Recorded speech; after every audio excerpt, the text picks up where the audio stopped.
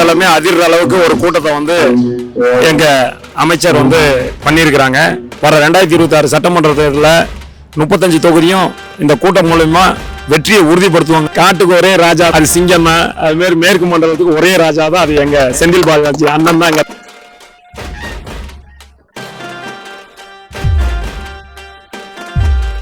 கோவையில் இருக்கக்கூடிய தொழில் இன்னும் நல்ல விரிவடைங்கிறதுக்காக ஏற்படுத்தக்கூடிய நிறைய விஷயங்களா இருக்கட்டும், ஐடி பார்க்கு, இப்படி நிறைய விஷயங்கள் கோவை மக்களுக்கு வந்து இந்த இயக்கம் நிறைய செஞ்சிருக்கு. இந்த 39 தொகுதியிலும் சரி 234ல 234மே திமுக வெல்லும் என்பதுதான் திமுக தொண்டனுடைய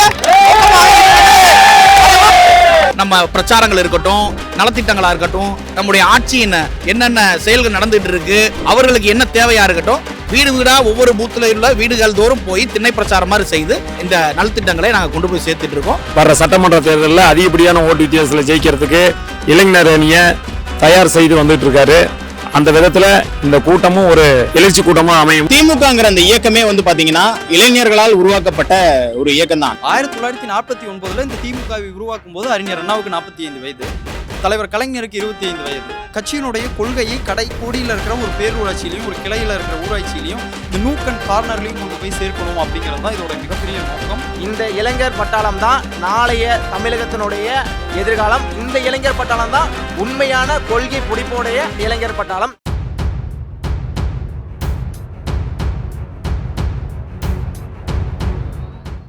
வடக்கு மண்டலம் தெற்கு மண்டலத்தை தொடர்ந்து திமுகவுடைய இளைஞரணி சார்பில் இப்போ மேற்கு மண்டலத்தில் நிர்வாகிகள் சந்திப்பானது இப்போ நடைபெற்று வருது. நிர்வாகிகள் எல்லாருமே ஆர்வத்தோடு வந்து கலந்துக்கிறத பார்க்க முடியுது. இங்கே என்னென்ன ஏற்பாடுகள் செஞ்சிருக்காங்க, இங்கே என்ன ஆர்வத்தோடு அவங்க கலந்துக்கிறாங்க அப்படிங்கிறத அவங்ககிட்ட கேட்கலாம். இளைஞர்களின் படை எந்த அளவுக்கு இருக்கிறது என்பதை நிரூபிக்கவே இந்த கூட்டம் நடைபெற்றுக் கொண்டிருக்கிறது.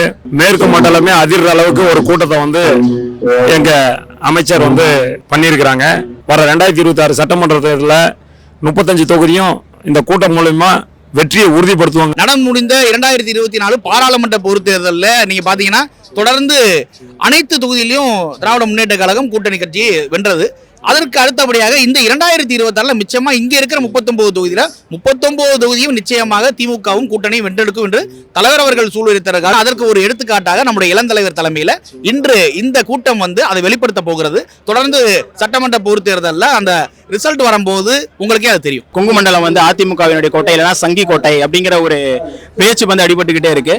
அது மேபி இதற்கு முன்னாடி அந்த மாதிரி இருந்திருக்கலாம். ஆனால் இப்போ குறிப்பிட்டு சொன்ன மாதிரி திரு செந்தில் பாலாஜி அவர்களுடைய வருகைக்கு பின்னாடி இங்க நிறைய வந்து மாற்றங்கள் ஏற்பட்டு இருக்கு. இந்த 2021 திமுகவினுடைய ஆட்சி அமைந்ததற்கு பிறகு நிறைய திட்டங்கள், நிறைய விஷயங்களை வந்து கோவை மண்ணுக்காக, குறிப்பாக அந்த கொங்கு மண்டலத்திற்காக பண்ணியிருக்காங்க. திறக்க இருக்கக்கூடிய பெரியார் நூலகமா இருக்கட்டும், மிகப்பெரிய மேம்பாலங்களாக இருக்கட்டும், மிகப்பெரிய ஸ்டேடியங்களாக இருக்கட்டும், கோவையில் இருக்கக்கூடிய தொழில் இன்னும் நல்ல விரிவடைங்கிறதுக்காக ஏற்படுத்தக்கூடிய நிறைய விஷயங்களா இருக்கட்டும், ஐடி பார்க்கு, இப்படி நிறைய விஷயங்களை கொண்டு வந்து கோவை மக்களுக்கு வந்து இந்த இயக்கம் நிறைய செஞ்சிருக்கு. அதனால மக்கள் வந்து இம்ப்ரெஸ் ஆகுறாங்க இந்த இயக்கத்தின் மேல. இப்ப செந்தில் பாலாஜி வருகைக்கு அப்புறம் கோவை மாவட்டம் சரி, இந்த கொங்கு மண்டலம் சரி, மிகப்பெரிய வெற்றியை உள்ளாட்சியில் நாங்க பெற்றுட்டார் அண்ணன். அதே மாதிரி கோவையை பொறுத்த அளவுக்கு அண்ணன் விஎஸ்பி அண்ணன் வருகைக்கு பின்பு இருந்த திமுகவின் எழுச்சி மிக பிரம்மாண்டமாக இருக்கிறது. இந்த 39 தொகுதியிலும் சரி 234ல 234மே திமுக வெல்லும் என்பதுதான் திமுக தொண்டனுடைய ஒன்றிணைவா தொடங்கி இல்லந்தோறும் சென்று பொதுமக்களை சந்திச்சு அவர்களுடைய தீர்வுகளை கேட்டு அதற்கு ஒரு தீர்வு கண்டது முதல் இப்ப பாகம் வாரியாக பிஎல்சி ஒவ்வொரு பூத்துக்கும் 10 பேர், அதுல மகளிர், இளைஞரணி, இந்த மாதிரி நிர்வாகத்தை பெருசாக அந்த கீழே வரைக்கும் கிரவுண்ட்ல வரைக்கும் போட்டாச்சு. பூத் வாரியாக இப்ப கான்சென்ட்ரேட் பண்ணி தமிழ்நாட்டில் இருக்கிற 68,000க்கும் மேற்பட்ட பூத்துகளிலும் ஒவ்வொரு பூத்துக்கும் ஒரு குழு அமைத்து அவர்கள் மூலியமாக கீழே கொண்டு போய் எல்லாத்தையும் நம்ம பிரச்சாரங்கள் இருக்கட்டும், நலத்திட்டங்களா இருக்கட்டும், நம்முடைய ஆட்சியின் என்னென்ன செயல்கள் நடந்துட்டு இருக்கு, அவர்களுக்கு என்ன தேவையா இருக்கட்டும், வீடு வீடா ஒவ்வொரு பூத்துல உள்ள வீடுகள் தோறும் போய் திண்ணை பிரச்சாரம் மாதிரி செய்து இந்த நலத்திட்டங்களை நாங்கள் கொண்டு போய் சேர்த்துட்டு இருக்கோம். ஒவ்வொரு பூத்துக்கும் 10 இளைஞர்களை உருவாக்கி மேற்கு மண்டலம் முழுக்க இப்ப 35 தொகுதியிலையும் வந்து நம்மளோட சாதனை திட்டத்தை எல்லாம் வந்து வீட்டுக்கு எடுத்து சொல்லி வாக்காளரை சந்திச்சு நம்ம வர்ற சட்டமன்ற தேர்தலில் அதிகப்படியான ஓட்டு வித்தியாசத்தில் ஜெயிக்கிறதுக்கு இளைஞர் அணியை தயார் செய்து வந்துட்டு இருக்காரு. அந்த விதத்துல இந்த கூட்டமும் ஒரு எழுச்சி கூட்டமா அமையும். சலசலப்பு அஞ்சாத கூட்டமாகும் இந்த கூட்டம் எதை பற்றி கவலைப்படாமல் 2026 234 234 வெல்லுவோம். கழகத்தினுடைய இளந்தலைவர் அண்ணன் துணை முதலமைச்சர் அவர்கள் இந்த பொறுப்பை ஏற்றதற்கு பிறகு நிறைய மாற்றங்களை வந்து இந்த இளைஞரணிக்குள்ள செஞ்சிருக்காங்க. குறிப்பா சொல்லணும்னு சொன்னாங்க, ஒவ்வொரு வீட்லயும் இளைஞரணியை சேர்ந்த இளைஞர்கள் இருக்கணும், அவங்க நிர்வாகிகள் இருக்கணும் அப்படிங்கிறதுக்காக இல்லம்தோறும் இளைஞரணி அப்படிங்கிற ஒரு திட்டத்தை வந்து கொண்டு வந்தாங்க. ஆளுங்களை சேர்க்கறது பெரிய விஷயம் கிடையாது, அவங்கள வந்து கொள்கைவாதிகளாக உருவாக்கணும், அவங்களுக்கு வந்து கொள்கை உணர்வை ஊட்டணும் அப்படிங்கிறதுக்காக முரசொலியில வந்து பாசறை பக்கம் அப்படின்னு ஒன்ன உருவாக்கி தொடர்ச்சியாக அவங்களுக்கு கருத்துக்களை கொண்டு போய் சேர்க்கிறாங்க. அந்த கருத்துக்களை எல்லாம் வந்து ஒன்றாக தொகுத்து அதை முத்தமிழறிஞர் பதிப்பகம் அப்படின்னு சொல்லிட்டு ஒரு பதிப்பகத்தை உருவாக்கி அதுல நிறைய புத்தகங்களை போட்டு அதையும் இளைஞர்கிட்ட கொண்டு போய் சேர்க்கிறாங்க. மிக சீரோடும் சிறப்போடும் நல்ல பல முன்னெடுப்புகளை, இன்னோவேட்டிவ் முன்னெடுப்புகளை நம்ம இளைஞரணி தொடர்ந்து பண்ணிட்டு இருக்கு. அதே போல கழகத்தை பொறுத்தளவுக்கு கழகத்துக்கு அமைப்புக்கு நிகராக இளைஞரணியும் அதே போல அமைப்புகள் ஏற்படுத்தி தொடர்ந்து அவர்களுக்கு உதவிகரமாக அவருடைய வேலைகளிலே சமபங்காக பிரித்து கொண்டு நாங்களும் பாகம் வரைக்கும் இளைஞரணி பொறுப்புகளை அறிவித்து செயல்பட்டு கொண்டிருக்கோம். தலைவர் சிஎம் அவர்களும் துணை முதலமைச்சர் இளைஞர்களின் எழுச்சி நாயகன் உதயநிதி ஸ்டாலின் அவர்களும் பொதுமக்களுக்காக எண்ணற்ற திட்டங்களை கொண்டு வந்துள்ளார். பெண்களுக்கு மகளிர் உரிமை தொகை முதல் விடியல் பயணம், புதுமை பெண் திட்டம், நான் புதல்வன் திட்டம், இலவச லேப்டாப் மற்றும் காலை பள்ளி குழந்தைகளுக்கு காலை உணவு திட்டம். பாசிச பாஜக அரசு தமிழ்நாட்டில் மலராது என்பதை உறுதிப்பட தெரிவித்துக் கொள்கிறோம். அதிமுக என்ற கட்சியை இன்று பிஜேபி வந்து விழுங்கிவிட்டது. நிறைய யங்ஸ்டர்ஸ் வந்து இந்த கழகத்தையும் கொள்கையும் பின்பற்றிட்டு வர்றாங்க. ஆனா இன்னைக்கு மலைக்கு முளைச்ச காளான் போல புதிய கட்சிகள் துவங்கினவங்களுக்குலாம் அந்த தலைவர்களுக்கு ஐடியாலஜிங்கிறது என்னன்னே தெரியாம இருக்கிற காலகட்டத்துல அண்ணா துவங்கி 50 முழக்கங்கள் கூட இன்னைக்கு இருக்கிற யங்ஸ்டர்ஸ் வரைக்கும் தெரியும். எதுவுமே தெரியாதவங்க தான் சொல்லுவாங்க என்னை பத்தி பேசுறாங்கன்னு. எந்த இடத்துலையுமே அந்த மனுஷரை, அந்த நடிகரை ஒரு இடத்துலையுமே வந்து நாங்க யாரும் தலைவராகவும் பார்க்கல, எங்களுக்கு எதிரான ஒரு போட்டியாளராகவும் நாங்க பார்க்கல. எங்க இயக்கம் வந்து 75 வருட காலமா இந்த இயக்கம் வந்து இருக்குது. அடுத்தவங்களை பார்த்து நாங்க வளரணுங்கிறது இல்ல, எங்களை பார்த்து தான் அடுத்த கட்சி வாழ்ந்துட்டு இருக்காங்கிறத நான் பதிவு பண்ண விரும்புறேன். திமுகங்கிற அந்த இயக்கமே வந்து பாத்தீங்கன்னா இளைஞர்களால் உருவாக்கப்பட்ட ஒரு இயக்கம் தான். 40 பேருக்கும் குறைவான இளைஞர்கள் தான் அந்த இயக்கத்தையே உருவாக்குனாங்க. 1949 இந்த திமுகவை உருவாக்கும் போது அறிஞர் அண்ணாவுக்கு 45 வயது, தலைவர் கலைஞருக்கு 25 வயது. இவர்கள் எல்லாம் சேர்ந்துதான் இந்த இயக்கத்தை தொடங்குகிறார்கள். அப்ப ஒரு கட்சியினுடைய அந்த இளம் ரத்தம், அந்த துடிப்பு இருக்குதுல்ல, இந்த துடிப்புகள் தான் ஒரு கொள்கையை அடுத்தடுத்த தலைமுறைக்கு கொண்டு போய் சேர்க்க முடியும். அப்படி சேர்ந்தா மட்டும்தான் அந்த கட்சி சரியான பாதையில பயணிச்சுட்டு இருக்குதுன்னு அர்த்தம். இது இளைஞர்களால் ஆன கட்சி, இளைஞர்களுக்கான கட்சி திராவிட முன்னேற்ற கழகம். இந்த இயக்கத்தினுடைய இளைஞர்கள் தான் மொழிப்போர்ல முன்னாடி களத்தில் நின்று போராடி மொழிக்காக தங்களுடைய இன்னுயிரும் ஈர்த்திருக்கிறார்கள். ஒவ்வொரு தொகுதி வாரியாக வந்து பாத்தீங்கன்னா முத்தமிழறிஞர் நூலகம் அப்படின்னு சொல்லிட்டு நூலகங்களை உருவாக்கி இளைஞர்களுக்கு வந்து கருத்துக்களையும் கொள்கைகளையும் கொண்டு போய் சேர்த்துறாங்க. இப்படி ஒரு இந்த இயக்கத்திற்கும் இளைஞர்களுக்கும் தொடர்ச்சியாக சம்பந்தம் இருக்கணும். இந்த இயக்கம் வந்து இளைஞர்கள் கிட்ட எப்பவுமே ஊடுருவி போகணும். காலம் காலமாக இது இளைஞர்களுடைய கட்சியாக இருந்திருக்குது அப்படிங்கறத நம்மளால பார்க்க முடியுது. இன்றைக்கு வந்து எத்தனையோ பேர் வந்து எத்தனையோ கூட்டத்தை கூட்டுறாங்க. கூட்டுறதெல்லாம் வந்து ஈஸி தான். ஆனா உண்மையான கொள்கையோட இருக்கிற ஒரே கூட்டம் திராவிட முன்னேற்ற கழகம் தான். இன்றைக்கு வந்து இந்தியாவிலே இது போன்ற பிரம்மாண்டமான இளைஞரணி மாநாட்டை நடத்துறது ஒரே இயக்கம் திராவிட முன்னேற்ற கழகம் தான். அதிக இளைஞர்களை கொண்ட ஒரே இயக்கம் திராவிட முன்னேற்ற கழகம் தான். உணவில் இருந்து அவர்களுக்கான அடிப்படை தேவைகளில் இருந்து அனைத்தையும் ஒவ்வொரு அமைப்பாளர்கள் அங்க ஒரு வாலண்டியரை போட்டு ஒவ்வொரு ரோ வாரியாக அங்க வாலண்டியர் நிற்கிறாங்க. அவங்களுக்கு என்ன தேவை அப்படிங்கிறத கேட்பதற்கு நிற்கிறார்கள். அவர்களை எல்லாம் கட்டுப்பாடாக வைத்திருக்க ஒவ்வொரு நிர்வாகிகள் அமைக்கப்பட்டிருக்கிறார்கள். இதையெல்லாம் தாண்டி திராவிட முன்னேற்ற கழகத்தில் இன்னைக்கு வர நிர்வாகிகள் எல்லோருமே அவர்களுடைய ஒவ்வொரு பெயரிலிருந்து முகவரியிலிருந்து எல்லாமே இந்த தலைமையினால் பரிசீலிக்கப்பட்டு நிர்வாகிகளாக தேர்ந்தெடுக்கப்பட்டவர்கள். அதனால் இந்த கூட்டமே ஒரு கட்டுப்பாடு மிக்க கூட்டம்.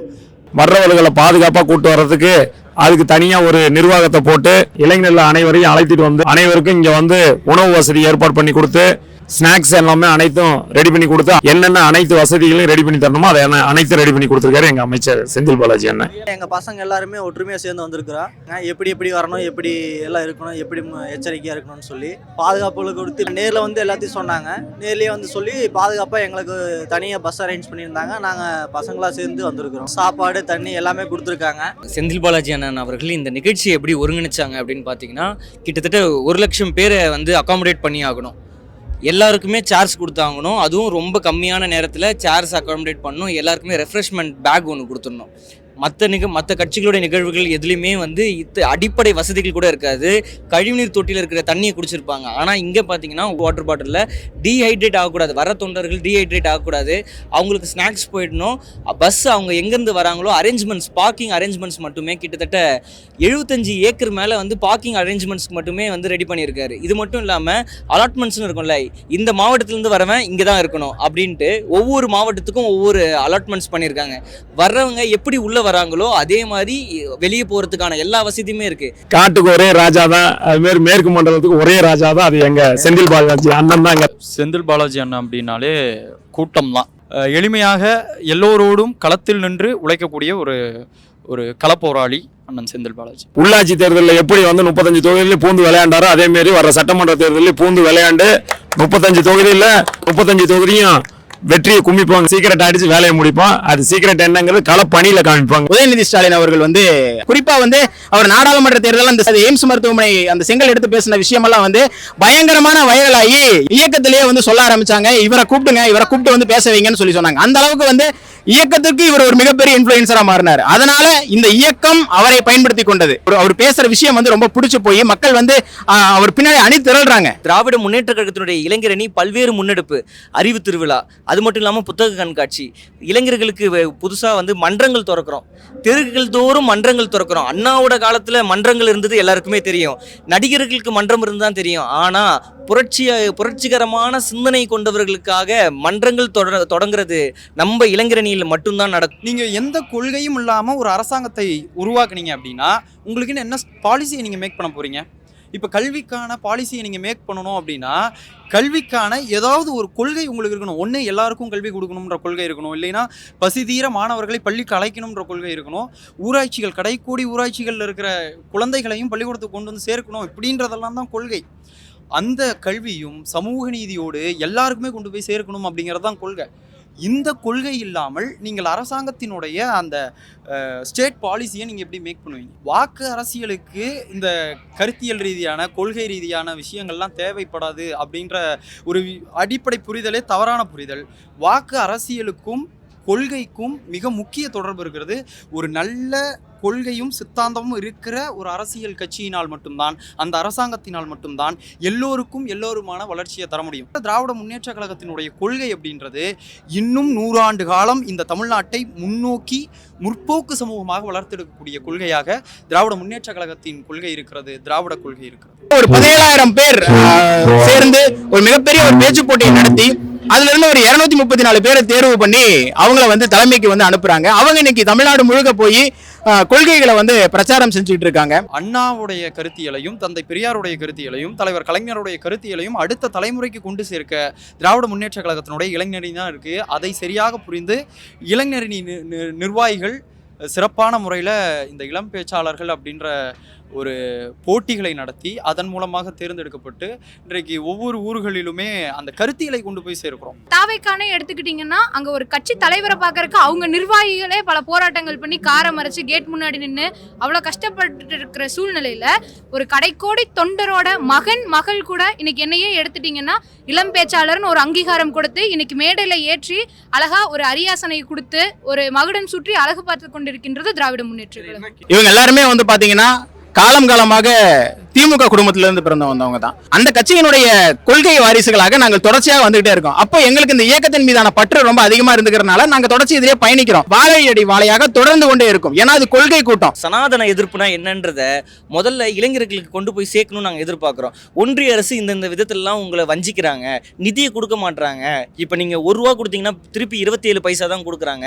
நீ கொடுக்குற காசை அவன் திருப்பி உனக்கு கொடுக்க மாட்டான்ற ஒரு பெரிய கம்ப்ளைண்ட் எப்படி இளைஞர்களுக்கு போய் சேரும்? அப்போ அவனுக்கு அரசியல் தான் என்னன்னு தெரியணும், கள நிலவரம்னா என்னன்னு தெரியணும். நம்ம கட்சியின் சாதனைகளை கொண்டு போய் சேர்க்கிறது அப்படிங்கிறது அரசியல் சார்ந்து இருந்தாலுமே இந்த கட்சியினுடைய கொள்கையை கடைக்கோடியில் இருக்கிற ஒரு பேரூராட்சியிலையும் ஒரு கிளையில் இருக்கிற ஊராட்சியிலையும் இந்த நூக் அண்ட் கார்னர்லையும் கொண்டு போய் சேர்க்கணும் அப்படிங்கிறது தான் இதோட மிகப்பெரிய நோக்கம். இந்தியாவில் இருக்கிற எல்லா ஸ்டேட்டை கம்பேர் பண்ணும்போது தமிழ்நாடு மட்டும் ஏன் இண்டிவிஜுவலாக யூனிக்காக தெரியுது அப்படின்னு பார்த்தோன்னா திராவிடம் இங்கே இருந்தது. இங்கே இருக்கிற திராவிடம் தான் ரிசர்வேஷன் வேணும்னு பேசிச்சு. மற்ற இந்திய மாநிலங்களில் எங்கேயுமே இல்லாத ரிசர்வேஷன் 69% ஏன் இங்கே தமிழ்நாட்டில் மட்டும் இருக்குது? ஏன்னா தொடர் போராட்டம், திராவிட சித்தாந்தம் போராடினதுனால தான் இந்த ரிசர்வேஷன் இங்கே தமிழ்நாடு கிடைச்சிது அப்படின்னு தொடர்ந்து யார் சொல்லணும்னா நாங்கள் தான் சொல்லணும். அறிவு திருவிழா ஏன் வச்சோம் அப்படின்னு கேட்குறாங்க. பேசிக் திராவிடியன் ஐடியாலஜி மட்டும் தெரிஞ்சுக்கணும்னு வச்சு இல்லை, அங்கே கம்யூனிசம் சித்தாந்தம் சார்ந்து அம்பேத்கரியம் சார்ந்து நிறைய புத்தகங்கள் காட்சிப்படுத்தியிருந்தோம். தமிழ் தேசியம் சார்ந்த புத்தகங்கள் அறிவு திருவிழாவில் இருந்தது. இப்படி அது படிப்பு வாசனை இருக்கவங்களுக்கு அதை பற்றி தெரியும். என்னுடைய கிராமப்புற ஏழை குழந்தைகளுடைய கல்விக்கு தர வேண்டிய SSA திட்டத்துக்கு காசு கொடுக்க மாட்டாங்க. அவன் நான் எப்படி சிறந்த பள்ளிக்கூடமாக என்னுடைய மாநிலத்தில் இருக்கிற பள்ளிக்கூடங்களை மாற்ற முடியும்? அப்போ நான் யாரை எதிர்க்கணும்? சனாதன புத்தி இருக்கிற ஒன்றிய மோடி அரசு தானே எதிர்க்க முடியும். இதைத்தான் இளைஞர்கள் நாங்கள் சொல்லிட்டு இருக்கோம். ஆனால் கடைசி வரைக்கும் தேசிய கல்விக் கொள்கை தப்புன்றதை எதிர்த்து ஒரு வார்த்தை கூட பேசாத அந்த நடிகருக்கு என்ன பதில் சொல்றது? நீ மும்மொழி கொள்கையை ஏற்றுக்கோ, உனக்கு அப்போதான் நான் SSAல கொடுக்க வேண்டிய 2500 கோடி ரூபா கொடுப்பேன்னு சொல்கிறான். இதை ஏற்றுக்க முடியுமா? சுயமரியாதையோடு இருக்கிற எங்களுடைய முதல்வர் என்ன சொல்கிறாருன்னா, நீ 10,000 கோடி ரூபா கொடுத்தாலும் சரி, உன் காசு எனக்கு தேவையில்லை, கடைசி வரைக்கும் அண்ணா வகுத்து தந்த இருமொழி கொள்கையை தான் தமிழ்நாட்டில் வச்சுப்பேன்னு சொல்கிறாரு. இந்த தைரியத்தோடு நீங்கள் ஒரு நாளாவது பேச முடியுமா? அது சரிதானே. உன் படத்துக்கு சென்சார் சர்டிஃபிகேட் கொடுக்கல, அதையே நீ எதிர்த்து பேசல, இதையா கொடுக்க போற? ஏராளமான இளைஞர்கள் வந்து அணிவகுத்து வந்துட்டு இருக்காங்க. இந்த இளைஞர் பட்டாளம் தான் நாளைய தமிழகத்தினுடைய எதிர்காலம். இந்த இளைஞர் பட்டாளம் தான் உண்மையான கொள்கை பிடிப்போடைய இளைஞர் பட்டாளம்.